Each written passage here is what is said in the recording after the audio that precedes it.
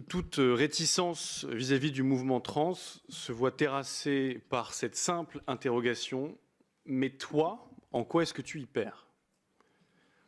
Premièrement, une communauté qui clôt les débats de société de cette façon, plutôt que par une réponse convaincante à la question « Et nous, que pourrions-nous y gagner ?», a abdiqué par confort individuel toute prétention à la vie commune.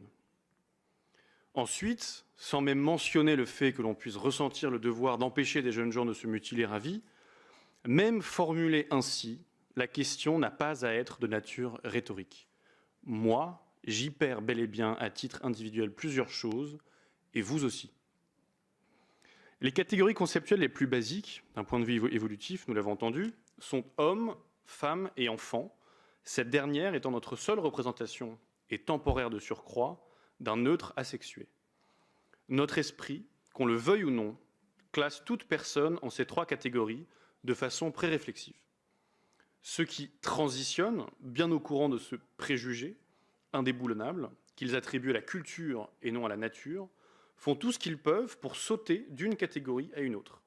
Des femmes vont jusqu'à l'ablation de leur sein, et des hommes se contentent parfois de se faire limer l'os du menton. Cependant, ces mesures drastiques, même couplées à une bonne dose de maquillage, restent bien souvent insuffisantes pour duper le cerveau humain et sa capacité de classification. On attribue souvent, à tort, à Jean Jaurès la formule suivante : « À celui qui n'a rien, la patrie est son seul bien ». Autrement dit, celui qui n'a pas de patrimoine personnel a encore accès au patrimoine commun, une langue commune, un drapeau, une histoire, une solidarité, un récit. Il ne fait pas bon être non seulement pauvre, mais également apatride. Les privatisations des espaces communs, des parcs qui deviennent payants par exemple, punissent d'abord les moins aisés d'entre nous. De la même façon, la disparition du lien social frappe bien plus durement les plus précaires. Or, ici nous voyons ce mouvement de restriction du gratuit et du commun franchir une nouvelle étape en privatisant la réalité elle-même. On retire désormais aux plus pauvres la capacité même de reconnaître et d'identifier les hommes et les femmes. Ces catégories cognitives n'appartiennent plus au peuple. Il faudra désormais demander à des sachants, à des experts en eux-mêmes, s'ils se sentent hommes ou femmes ou autres, à l'instant où la conversation a lieu. Déjà sommés de ne plus voir ce qu'ils voient, avec la domination du politiquement correct, les gens ordinaires devront réclamer la permission avant de pouvoir dire à leurs enfants « Regarde la jolie dame là-bas », le mégenrage étant de plus en plus passable d'une peine de mort sociale. Les Foucaldiens, qui sautent habituellement sur toutes les occasions pour dénoncer le pouvoir et son pouvoir de nommer, de classifier, d'étiqueter, restent ici étrangement muets sur cette dépossession lexicale évidente.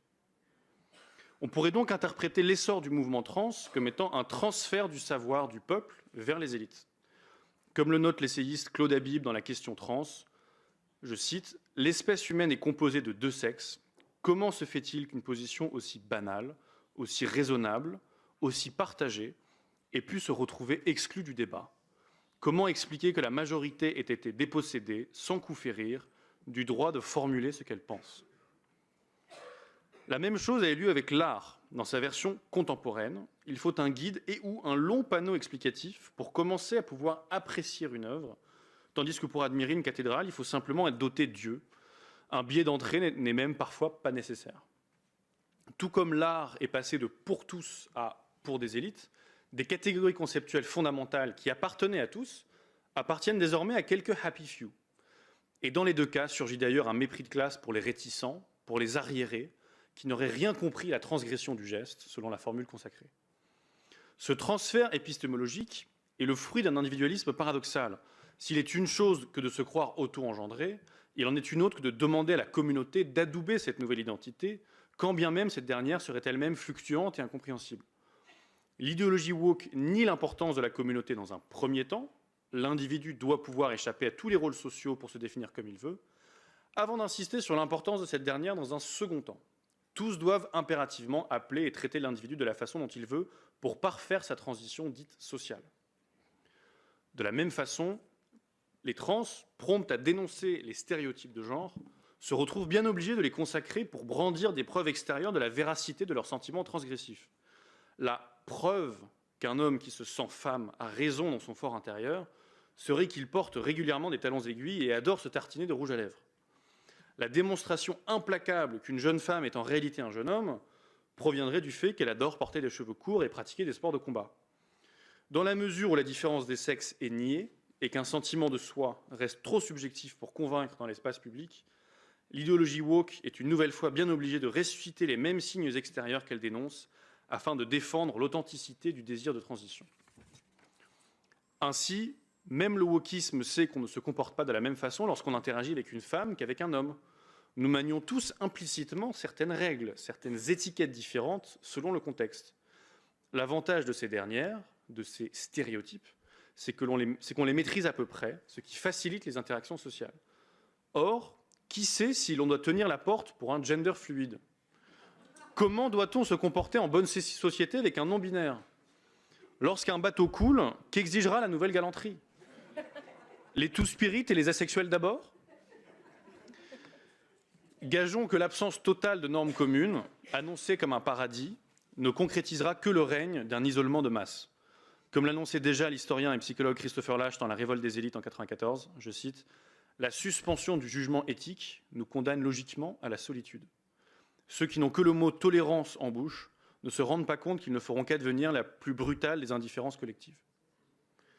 Car comment imaginer qu'un commun, qu'un lien social quelconque puisse subsister après une telle privatisation? Voici un discours que la gauche, même celle dite sociale, n'a jamais su tenir pour la cause du prolétariat. La plus terrible de toutes les privatisations est passée sous silence en ses rangs.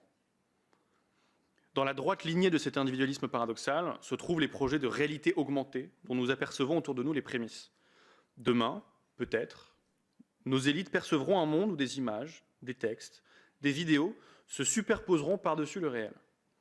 Des noms de rue y seraient corrigés par un casque virtuel pour les transporter dans un autre monde, et le jeu Pokémon Go, qui se contentait de projeter des créatures fictives sur leur environnement, paraîtra bien timide en comparaison.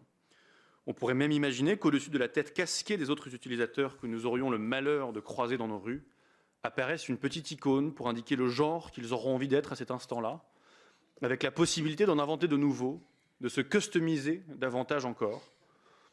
D'autres auront accès à une réalité diminuée, brute, qui, jadis, mais s'en souviendront-ils, appartenait à tous.